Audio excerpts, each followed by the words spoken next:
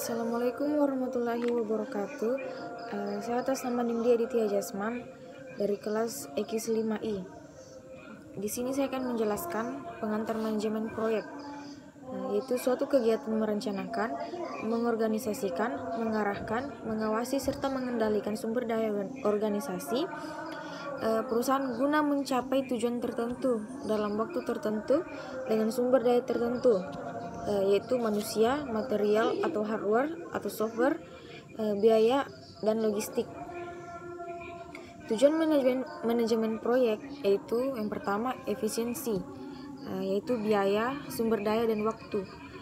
Kontrol terhadap proyek lebih baik sehingga proyek dapat sesuai dengan skupi, biaya, sumber daya, dan waktu yang telah ditentukan. Yang ketiga yaitu meningkatkan kualitas. Yang keempat meningkatkan produktivitas. Yang kelima dapat menekan risiko yang timbul. Yang keenam koordinasi internal menjadi lebih baik.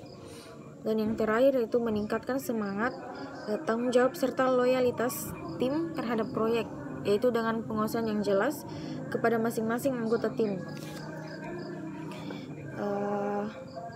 Dan yang kedua yaitu pengantar analisa investasi. Analisa investasi wajib dilakukan dengan proses pengambilan keputusan investasi. Analisa investasi dapat dimulai dari ruang lingkup yang paling luas, yaitu dalam kondisi ekonomi global hingga mengerucut ke kondisi ekonomi salah satu emiten yang terdapat di bursa. Sebaliknya, analisa investasi juga dapat dimulai dari menilai kinerja keuangan emiten kemudian dibandingkan dengan kinerja emiten lain dalam sektor yang sama. Penting untuk diketahui fase bisnis cycle sektor tersebut, barulah selanjutnya memperhatikan kondisi ekonomi domestik dan kondisi ekonomi global. Dalam menganalisa kondisi ekonomi emiten, pada umumnya dilakukan analisa fundamental dan teknikal. Namun dalam prakteknya ada kemungkinan analisa fundamental dan teknikal tidak dapat menjelaskan kenapa harga saham dapat tiba-tiba turun atau tiba-tiba naik, atau yang disebut volatil. Dan yang ketiga yaitu peramalan dan perencanaan agregat. Peramalan adalah suatu usaha memperkirakan keadaan di masa yang akan datang melalui pengujian keadaan di masa lalu. Sedangkan perencanaan agregat merupakan suatu metode pendekatan untuk menentukan kuantitas dan waktu produksi pada jangka waktu menengah. Dan ada pun beberapa pertimbangan dan faktor yang mempengaruhi keputusan lokasi. Yang pertama yaitu keinginan perusahaan, segi-segi yang menarik dari wilayah itu. Yang ketiga yaitu ketersediaan tenaga kerja, biaya, sikap terhadap serikat pekerja. Yang keempat, biaya dan ketersediaan utilities atau keperluan semacam listrik, air, dan lain-lain.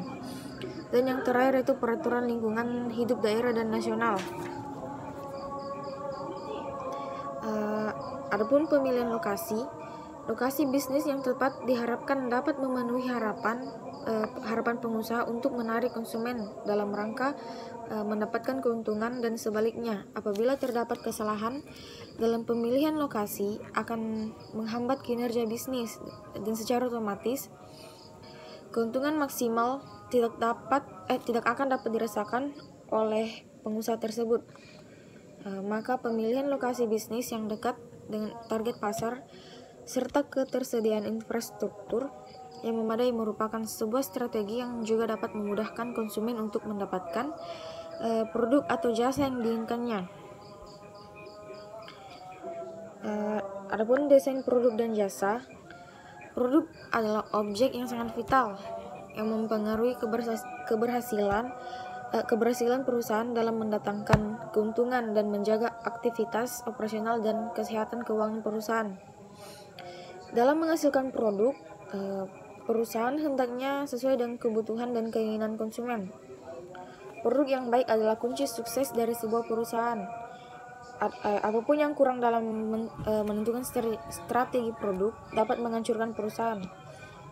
Dan jasa adalah setiap tindakan atau perbuatan yang dapat ditawarkan oleh suatu pihak kepada pihak yang lain, pada dasarnya bersifat intangible atau tidak berwujud fisik dan tidak menghasilkan kepemilikan sesuatu.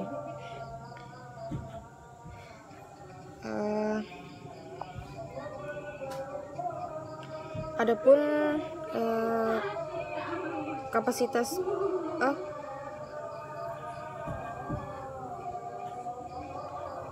kapasitas produk, yaitu kapasitas produk merupakan hasil produksi maksimum yang dapat diproduksi atau dihasilkan dalam satuan tertentu. Pengertian kapasitas mempunyai 3 perspektif adalah: yang pertama itu kapasitas desain, menunjukkan output maksimal pada kondisi ideal di mana tidak terdapat konflik penjadwalan. Dan yang kedua yaitu kapasitas efektif, menunjukkan output maksimal pada tingkat operasi tertentu. Dan yang ketiga itu kapasitas aktual, menunjukkan output nyata yang dapat dihasilkan oleh fasilitas produksi.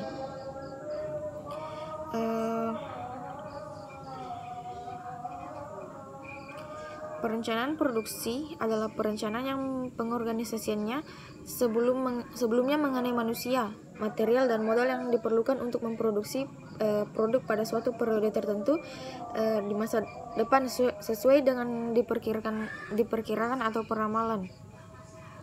Perencanaan produksi dalam suatu perusahaan dapat dibedakan menurut jangka waktu, yaitu yang pertama, perencanaan produksi jangka pendek atau perencanaan operasional adalah penentuan kegiatan produksi yang akan dilakukan dalam jangka waktu 1 tahun mendatang atau kurang, dengan tujuan untuk mengatur penggunaan tenaga kerja, persediaan bahan baku, dan fasilitas produksi yang dimiliki perusahaan pabrik. Yang kedua yaitu perencanaan produksi jangka panjang adalah penentuan tingkat kegiatan produksi lebih dari 1 tahun, biasanya sampai dengan 5 tahun yang akan datang. Tujuan dari perencanaan kapasitas produksi adalah yang pertama, meramalkan permintaan produksi yang ditanyakan dalam jumlah produk sebagai fungsi dari waktu. Yang kedua yaitu menetapkan jumlah saat pemesanan bahan baku serta komponen secara ekonomis dan terpadu. Dan yang ketiga itu menetapkan keseimbangan antara kebutuhan produksi, teknik pemenuhan pesanan, serta memonitor tingkat persediaan produk jadi setiap saat. Yang terakhir itu membuat jadwal produksi, penugasan, pembebanan mesin dan tenaga kerja yang terperinci sesuai dengan ketersediaan kapasitas dan fluktuasi pemerintah pada suatu periode tertentu. Itulah yang dapat saya jelaskan. Wassalamualaikum warahmatullahi wabarakatuh.